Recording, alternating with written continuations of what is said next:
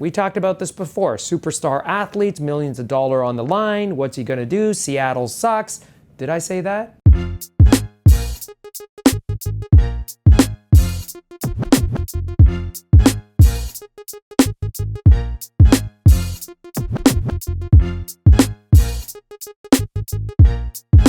So we got some great news. It sounds like the Seattle quarterback's going to be out for a while. That's fantastic. I mean, it's going to be horrible for Seattle. They're bad enough as it is, but now he's got a finger injury? What's he going to throw with? So, imagine throwing a ball, right?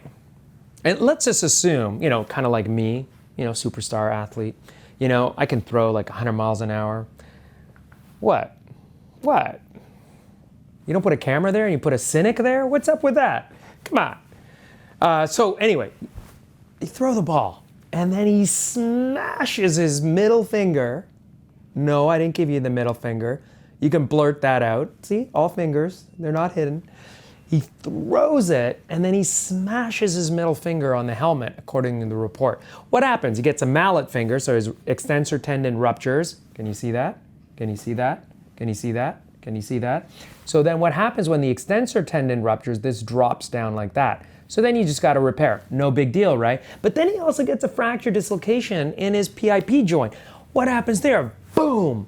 Crush the bone. Now, those kind of finger injuries require a lot of velocity. I mean, I'm assuming that he's not on steroids, not on anabolic steroids, not on any other medications that can reduce bone health, bone density, muscle strength, all of those things. And if he's on anabolics, hopefully he's not, or any other type of growth promotion medication that affects your bone health, then you just have to assume that this is a really strong guy that threw a ball, let's say over 80 miles an hour.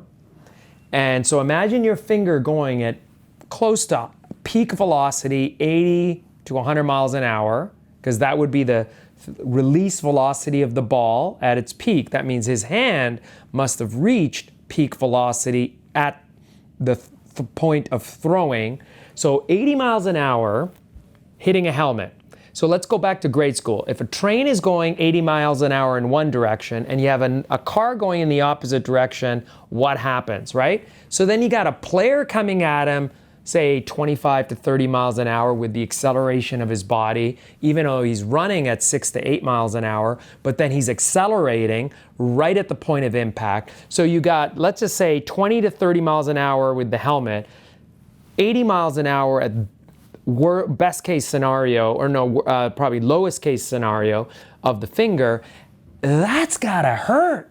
So he blows out his finger, gets an extensor tendon rupture, repaired, ready to heal. What happens next?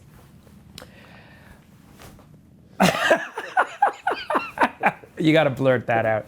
Don't worry, I'm not giving you guys the finger. My media guy blurted that out. So he'll have a finger in a splint, and it'll be kind of like that Seinfeld episode where his finger's all casted up and he gives someone the finger, right? Yeah. So where are we now? Why are we talking about giving someone the finger? So anyway, bones take about 4 to 6 weeks to heal. So the bone has to heal, the joint has to recover, the tendon has to heal. So there's going to be a process where he has to start early motion to get his function back. He'll probably be in one of the custom orthotic OT hand splints to try and get early motion after maybe 2 to 3 weeks. They may try and do it early, especially with the athlete, depending on the stability of the repair and function. Either way, if the report's saying he's going to be back in the game at 4 weeks, I think that's a long shot. Back in maybe practice, trying to rehab his arm and finger for throwing, maybe. If he's got a splint, if they can customize a splint and he can throw, I would say it's still risky getting back in the game earlier than 2 months to try and get full function and recovery. But then again, we talked about this before. Superstar athletes, millions of dollars on the line. What's he going to do? Seattle sucks. Did I say that? Yes, I did. And So they want him back in the game, right? I mean, maybe they don't even have a good backup quarterback. Sorry, guy. But they don't even have a good backup quarterback. Or who knows, maybe he'll turn out to be fantastic. But anyway, so they want him back in the game sooner, but can he come back as early as Seattle hopes? I highly doubt it. Hand injuries, very vascular. They can heal, but they can also get very stiff and sore. And the flexibility you need to be grabbing the football and spinning it, like think about that movement, all right? So you're grabbing it with force and spinning it. Maybe you can splint it and throw it. Maybe he'll get 80 to 90% of his velocity back by 6 weeks.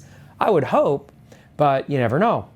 But if it's between like a terrible backup quarterback and him, maybe the better option is to take his millions of dollars in his contract and get his money and pay the good quarterback out, even if he's not 100%, than to take a chance on that. That's a business decision.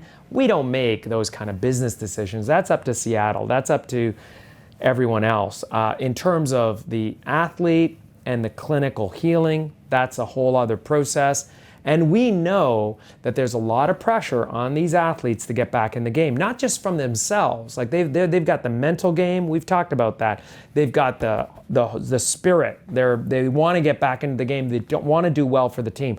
But athlete's getting older. Maybe he's got a couple of kids. Maybe he's got his family to think about. Does he really want to be completely out of the game if he's not 100%? So there's a lot of things going on in his head, right?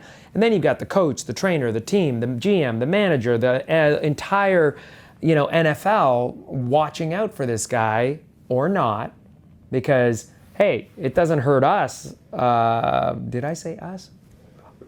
It doesn't hurt the Bay Area football teams if Seattle's out, but actually technically we only have one Bay Area football team now. We're still stuck watching the Raiders. I know. Those Raider fans, they go everywhere. So anyway,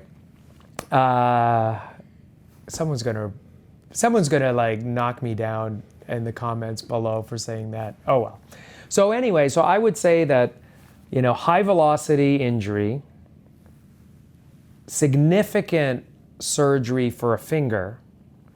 Then you've got recovery in your middle finger, which is in your throwing arm. I think I'm gonna, I'm not a betting man, but I'm gonna say he's not gonna be entering the game any earlier than 2 months. If I'm wrong, it's okay.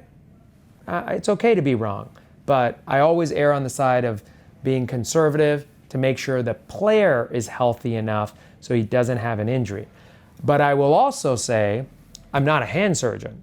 So the hand surgeon, fantastic care by Cedars-Sinai surgeon and Jobe Clinic in LA. I'm sure he'll do great. And they're gonna give expert subspecialty advice for his hand. So as much as I'm an orthopedic surgeon, I will defer to the hand surgeon in terms of their advice.